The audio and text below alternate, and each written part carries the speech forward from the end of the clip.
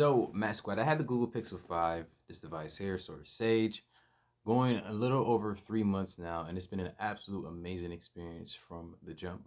Everything from the camera to the battery life is all really, really good on this device here. But is it good for you to pick up in 2021? Let's find out.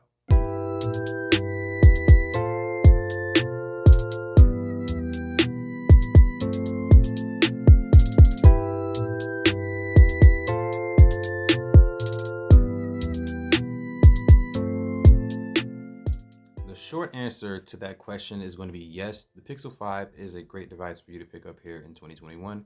But to get a little bit more specific here, this device came in at the price at $699, $747 at the taxes to be exact. And for the money here, what you actually get is going to be pretty decent specs. You get USB Type-C for charging on the bottom there, no headphone jack with the Google Pixel 5.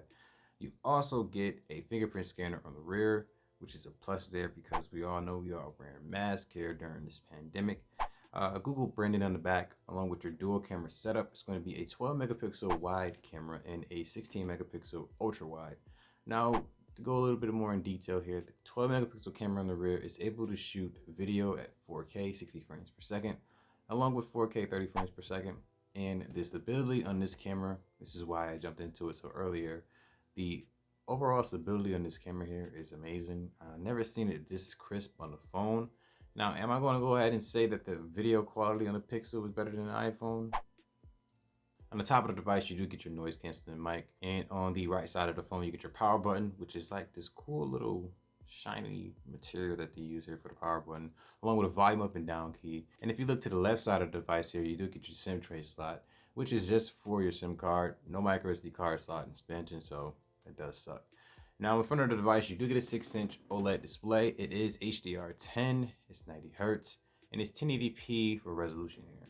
And the cool thing about this device is that it actually uses up the entire front of the phone here. Well, at least to my eyes, Google made it look really, really good here with this display. And on the corner here, on the top right or top left corner of this device, you're gonna have your 8 megapixel selfie camera. Internals for this device here is going to feature the Snapdragon 765G, which is an octa-core chipset that's clocked at 2.4 gigahertz on all 8 cores. And for the GPU is going to be the Adreno 620. Now you're going to be paired up with 8 gigs of RAM and 128 gigs of internal storage, which is a plus there. And powering up this device is going to be a 4080 milliamp hour battery here. And this device does also feature wireless charging. It's IP68 water resistant. And the most important thing about the device, it's 5G ready. I currently have my Verizon SIM card inside of this device and I've been rocking it since then. Connecting to 5G is no issues here. You're gonna be able to get pretty decent download speeds. Like the fastest I've gotten so far for using 5G is probably about 319 megabytes down or megabits down, but fairly fast. It was quite impressive to actually see it in person. And that was pretty much one of the only instances in which I saw 5G speeds that fast. Now, one of my favorite things, if not my favorite thing about this device, is going to be the display. I think the display on the Pixel 5 is really, really nice, especially for the money here. Overall package of what you get in this device, that display is a nice cherry on top. It's not 120 hertz like all the flagship phones, but it is 90 hertz, which is a step up from 60. Another positive thing with the Google Pixel 5 is the battery life on this device. With it having such a small display and the efficient processor like the Snapdragon 765G, battery life on this device is actually really, really good. Just to give you a quick example of what the battery life is like on the Pixel here, I do have a screenshot that I took who knows when, but I got 7 hours and 11 minutes of screen on time. So that's just one small example of what the battery life on this device can actually be like here. And on top of that, if you do get pretty low in your percentage or pretty low in battery percentage here, you'll be able to charge it with 18 watt fast charge, where you can get about 50% of battery life in about a half hour. Another positive thing with the Google Pixel 5 here, of course, is the camera. Now the camera, as I was mentioning earlier, has really improved as far as video here, as far as stability. It's a really, really big jump for Android here. But the overall photo taking quality between the standard camera and the wide angle camera or the ultra wide camera, I would say it's pretty good. I love the quality of these images here that come out on the Pixel. And a lot of people, other tech reviewers here, a lot of them say that the Pixel suffers from lack of hardware upgrade, but the pictures that it produces are still pretty good. You can't really complain about them here. Of course, if it had better hardware, you in theory should be able to get a better shot. But based on what it's producing now, I think it's amazing. And of course, night sight is going to be amazing as well. Taking pictures at night isn't going to be any issue at all. And we all know night sight, which is probably one of the best features here on the Pixel.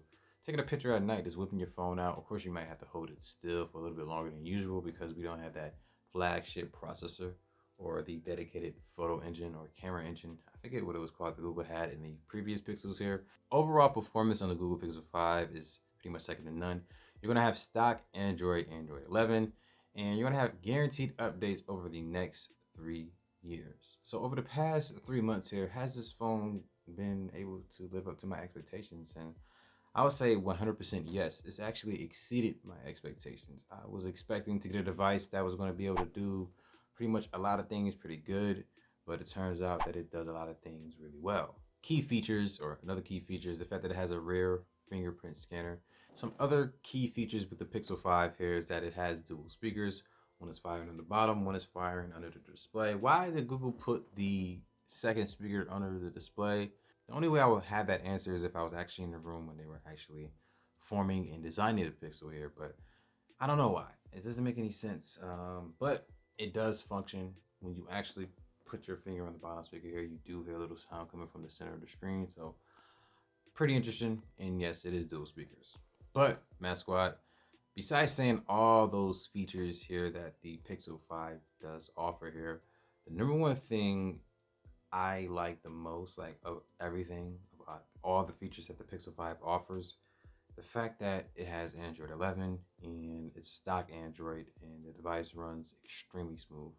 I rarely, if ever, experience any lag on the Pixel here, whether I'm opening up email application, bouncing back to social media, going over to Photoshop or Photoshop Express to edit up a quick photo, things of that nature. Doing that pretty much all day with the screen on full brightness. And the fact that the phone can still last 6 to 7 hours. Android 11 has come a long way here. And the fact that the Pixel 5 is guaranteed updates over the next 3 years. Technically, a little less than that now because it came out a few months ago. Yes, an absolute positive here. And I can recommend this phone to anyone out there that's looking to get a stock Android experience. But if you're looking to experience bleeding edge everything, camera performance, battery, you want a nice display, amazing charging time, the Pixel 5 isn't going to be that device for you.